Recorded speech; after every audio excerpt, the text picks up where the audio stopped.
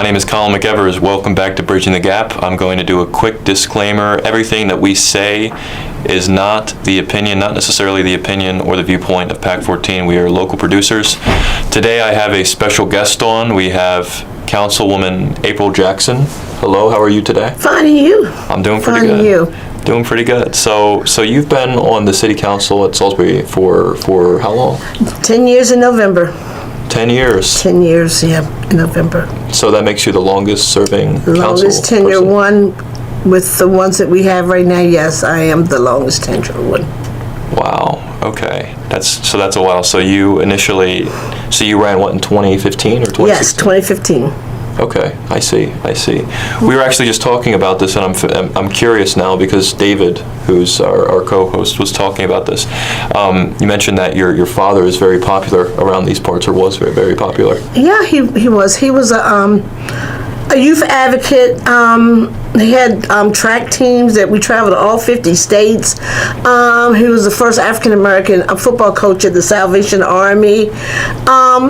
He was very instrumental in the community. He had a organization called New Directions for social and political change. He sued the city, I think in 84, if I'm not mistaken. I think it was like 83, 84. I'm not for sure the year, with redistricting. So we could get an African American in place because we never had the opportunity to get an African American seated on either council. So he did that, and he did win his case. Yes. Wow, that's incredible. Was that at the county level or like the city level? It was at the city level. I think it was at all levels because before we never had one. So I think it was for everybody. But he actually sued the city. So I think when he sued the city, the county kind of ran its course as well. And he did make sure that we did get an African American in seat. Yeah. That's awesome. To represent our communities. That's wonderful. Actually, that reminds me of the recent case that's been brought up with the county, Wycomico County, with the NAACP and how we're going to be having 2 new districts. Yes. What are your thoughts on that? We do need it. We need more representation, and we need more impartial representation. We need people to represent their communities and represent their communities well and represent a larger area. So it is more than enough for us to have more than just the 5 that we have, and 2 more on. It gives us strength in the in the county government. I see. So you've been you used to be the city council president back in the day. How long was that tenure for you? I think it was about maybe 6 months. About 6 months. 6 months. That was during 2023. Yes. I see. Were there any things, any major like policies or bills or anything like that came to your attention that you guys worked on that was particularly important in your opinion? Well, we didn't get to go through a lot of them. We're still struggling with some of them right to this day. We had the LDAs on parking lot 10.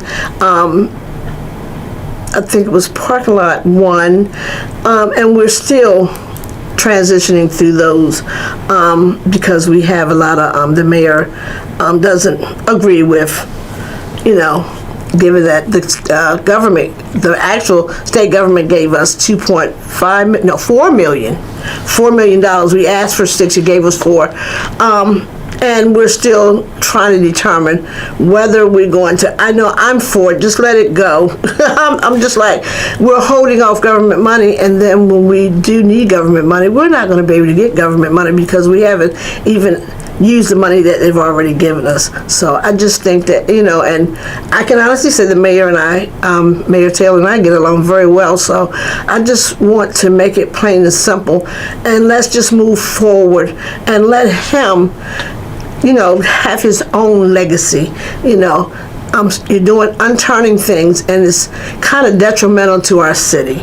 So, and I know a lot of people may not agree with me, but I stand on what I believe in. That's the most important thing, and it's good to hear that you get along well with the mayor, because I know that a lot of people on the city council don't necessarily have great relationships with him. Speaking of which, I know that there's been a lot of kind of drama and controversy between the mayor and the current city council president. What are your thoughts on the current leadership of the city council as it is run by Deshaun Well, Doty? I just ask that we be more respectful of one another, and mostly more respectful of our mayor. I haven't seen a time that he's been very disrespectful to either one of us, and I just think that you should treat people the way that you would want to be treated. We may not agree, but we're always here to agree to disagree. But it doesn't take being angry, bitter, and throwing stones, that I can say, don't throw rocks and hide your hands. Don't do things to people that you wouldn't want done to you. And like I said, I do get along with him very well. It doesn't matter. I get along with Sharon and the mayor. I try to get along with everybody. It doesn't matter what political party you are. It's the person that lies within. And just because we don't agree on everything doesn't mean that we're supposed to become enemies. Definitely. And that reminds me of this whole Recall Randy effort that's been going around, the anonymous smearing and all that, which I'm not sure who that's run by. Speculation that certain people that don't agree with him politically are running that and attacking someone's character just because you don't agree with them. That's not healthy. It's not healthy for politics. No, it's not. And I don't believe in that anyway, because even when I campaign, some people can come up and try to throw wrenches in your campaign. And I don't believe in that, because what kind of person would I be to make you look bad when I'm trying to do something positive? And I think the only positive way to do it is don't try to belittle someone. Stand on your merit, do what you have to do. And if something is actually wrong with you, people will see it.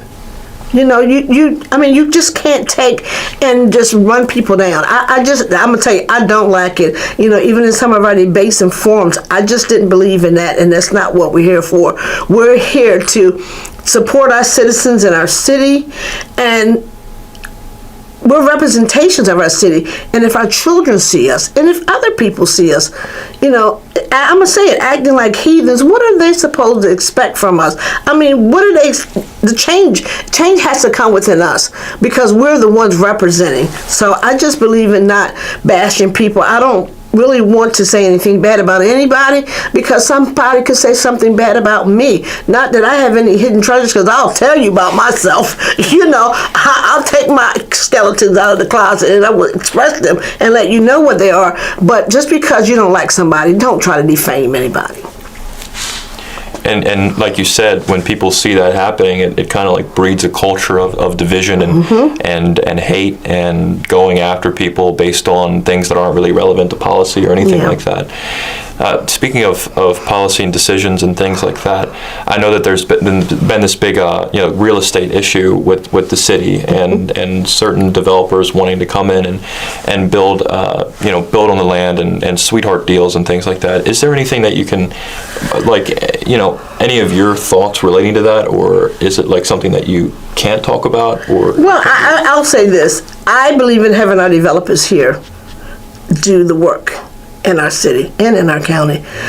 Why would we have somebody else from another state, city, town come in and develop our city when we have people right here? And I hear them say things like, oh, they're spoiled, they get the money, they do this. It doesn't matter. If we have somebody to come from out of the state to do it, what makes you think they're going to do it right? What make you think that they're going to be forthcoming? I've seen a lot of developments come into play here in the city of Salisbury and Wycomico County, and the developers could care less what happens to those places. I have called one and asked them, have you been to see your development? Oh, no. I said, well, how do you own something that you don't even check on? You don't even go and do a spot checker. Okay, let's see how this is going. You're going by something somebody else says, but your place is a mess. It's a wreck. And I just believe that if we have somebody here, or if we decide to bring other people in, we need to keep their feet planted to the ground. We need to put laws into place where they just can't come in and do anything else, and they have to own this property for so many years before they can even sell to somebody else. We need the laws where they come in and they build so many affordable housing units in these places. You know, I mean, what they're saying now is affordable to me is not even affordable anymore, because now they have tax credit housing. Okay, tax credit housing puts you in a position where you're either you make too much or you don't make enough. So we still have a dilemma. So with the housing and with the developments that are going on right now, all I'm asking is that, and I know this goes higher than here, it goes to the state, but we need to impose something that says and requires, when they come in to build, if you're building 75 units, at least 10 of them need to be affordable. That's how I feel. So if we're going to allow our developers here in Salisbury, I don't understand. I would rather this money go to somebody here than go to somebody in a whole nother state. I can remember being on the county council and planning and zoning, not county council, planning and zoning, and we got people coming from Florida, West Palm Beach, Florida, developing here. So I'm like, how? When we have developers here, and they're saying they're being greedy. And no, they're not being greedy. But what I will say, I would love to see more minorities in the development business, because we do have them. We do have them, and they get passed over. So that's another subject for me, is having our diverse community, our diverse developers come into play as well. So it's a situation where, like, the city in the past has made these deals with people from developers that aren't even in the state of Maryland. They're from out of the state. Yes. And they're coming in and they're building these properties without really any care for how it affects the community, because they're not from around here. They're not from Maryland. They don't care. Wow. They don't care. I see. This money, it's a money train. They're making money off of it, so they don't care, long as it's making money for them. It's beneficial to them, but it's not beneficial to our city, not beneficial to our communities, because the upkeep is horrible for some of these places. It's horrible. It's deplorable. Some of these places that they have, and it's very few of them. Now, I can say it's very few. I wouldn't want to live in them. I wouldn't. I really wouldn't want to live in them. And I get heartbroken seeing other people living under these conditions. I see. From the discussions that you've had on the city council, like public meetings, public work sessions, things like that, would you say that other people on the city council share your viewpoint, or is it mostly a case where some of the individuals on the council want these developers from out of state to come in and to build without really providing much of a compensation for the city, for the community? Well, I can actually say most of the city council actually has the same train of thought that I have. I can say that they do believe that the developers that are right here should be first and foremost, but I do believe also in the diverse developers and people of color getting these contracts as well. But other than, I think we all on the same boat. I think we all are, maybe one or two, but I think we're all, facing the same dilemma and going the same way.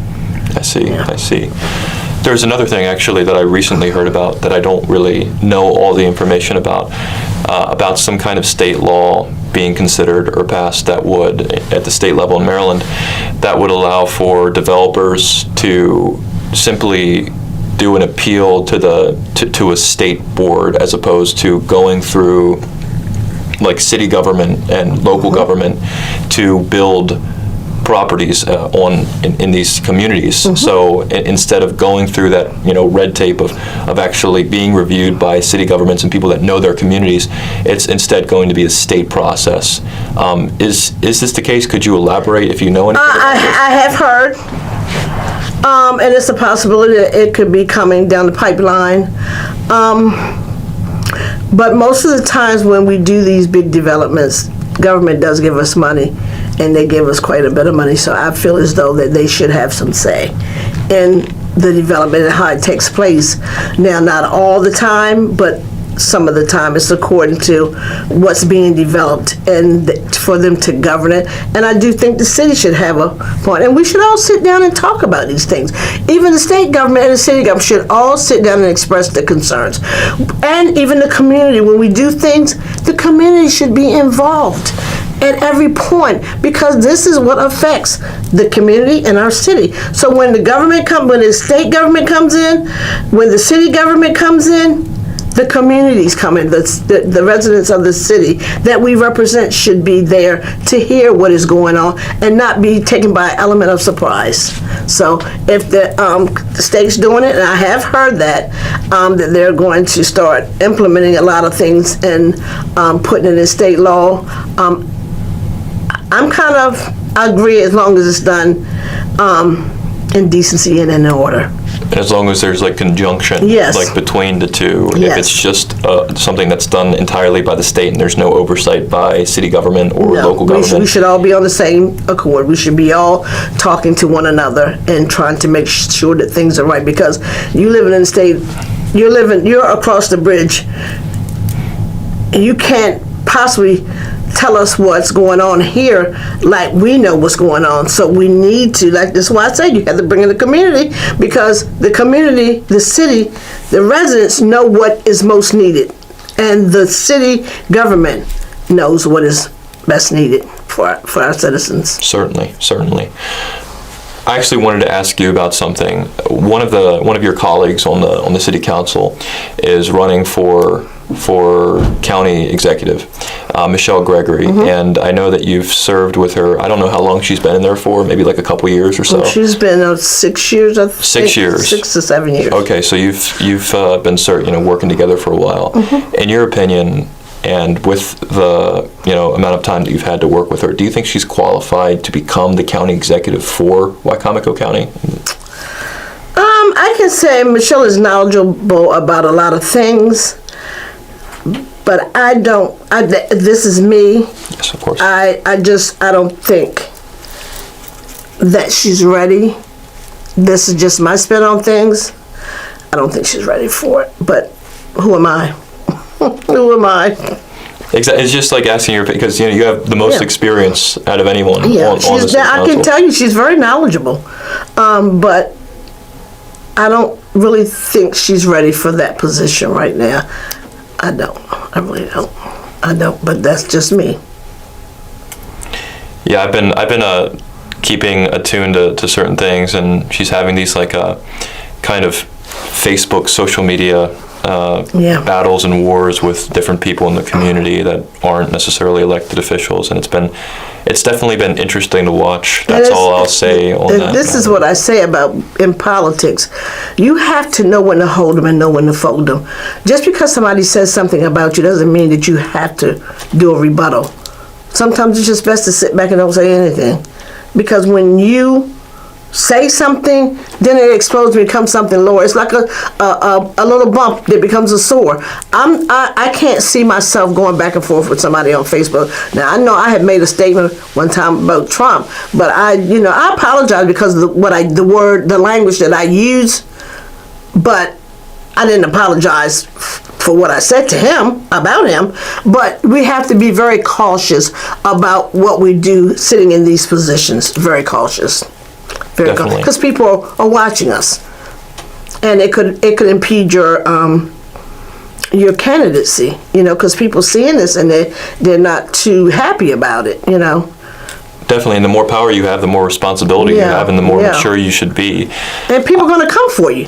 People are going to come to you. They're going to say things to you. They're going to tell you they hate. I was sitting in the city council, and the woman just reamed me up one side and down the other. Had another gentleman come in when I was the president and reamed me up and down. I just looked at him like, okay, that's your view. That's your view. I can't get mad because you feel like that. Exactly. And the last thing I'll say on Miss Gregory running is, this actually, in regards to Facebook posts and social media stuff that's slightly immature, there was a particular thing that was shared relating to her. And I think it was her daughter, who's an adult, by the way. I believe her daughter is, a full-grown adult, posted like a meme, like, I know how to deal with them with a person with like a gun or like a meme. And then she responded with like another meme with the person with the gun. So then people started criticizing her for that, because they're like, okay, it's a joke, but it's kind of immature and there's a lot of political violence going on. And then she got butthurt because they criticized her. She was like, keep my daughter out of it. Well, her daughter is a an adult. I mean, just like if my mother were going through something and she were an elected official, she's not involved in politics at all, really, and I made like some kind of weird comment or whatever, that would be totally my, fault, because I'm an adult. I tell my kids all the time, when people say things to me, don't you say one word. Don't do it, because it reflects on me. So don't do it, because they want to too sometimes. They want to protect their mommy. And I understand that full-heartedly, but we have to be cautious. And we have to prepare our children and our family members. This is something that we took on. And these are the things that are going to happen. So we have to be prepared for them. And we have to be ready to confront it in a political, but in a decent manner. We just can't be visual and vicious with people. And I saw the post, and I didn't see the post because I don't really, when it comes to stuff like that, I try to go over and just keep right on going through it. But Michelle has done some horrible things to me too. She texted me one time about 25 texts, and she was very, very rude to me. Very, very, very, very obnoxiously rude to me. And I told her, don't text me anymore, because if you text me again, I was going to the city government and let them see the texts that she was sending me, and I was going to the police station, and I meant it, because you can say what you want to say to me, but don't keep threatening me like you're threatening me. You're not going to threaten me. So, and that kind of stemmed me off from really having a rapport with her like I used to, because of that. Because when she did that to me, it set me in a whole different space. I respect people. I try to respect them as much as I can. But one thing about me, I'm going to be honest. I'm going to be brutally honest. I'm going to tell the truth. Whether it hurts me or not, I'm going to tell the truth. And that hurt me. It really hurt me. Not to the point where I was going to cry, but to the point where I wanted to just lash out on her. But I said, nope, I'm not going to do that. But just don't text me anymore. I'm very sorry to hear that. It's ridiculous that people that are supposed to be your colleagues that are working together on improving a city will go after you just for differences in opinion. And speaking of which, I'll actually ask my last question. What do you think it is? What do you think the most important thing the city council and city government can do for Salisbury as a town is at this current time, in this current period? We need to create more for our young adults and for our youth. I'm very adamant about the youth. But if we want our young people to stay here, we have to give our young people something to stay here for. And it's not a thing here that I'm here. I'm a senior, 67 years old. I'm a senior. So I'm just like, I'm here. But someone of your age, my granddaughter's age, who just graduated, my grandson's age, they don't want to stay here because there's nothing decent for them to do. Nothing. And we need to create more for our families of young people, parents with children. And I can actually say I advocated for the summer program. And it was very successful at the electricity program during the summer. And I'm going to advocate for more program to come in, and we're working on the West Salisbury Community Center too. And I want that to take place within the next year. But that will be things that it's not going to be a youth center. It's a community center, so everybody will be able to access it, utilize it, and do whatever. But here we need more for our young people. They say this is a retirement city. Well, it's not all a retirement city, and we have to realize that we still have families here with children. We have to realize we still have young adults here. We have to realize we have college students here, and we have to make things perfect and safe for them all. Well, thank you very much. I really appreciate this.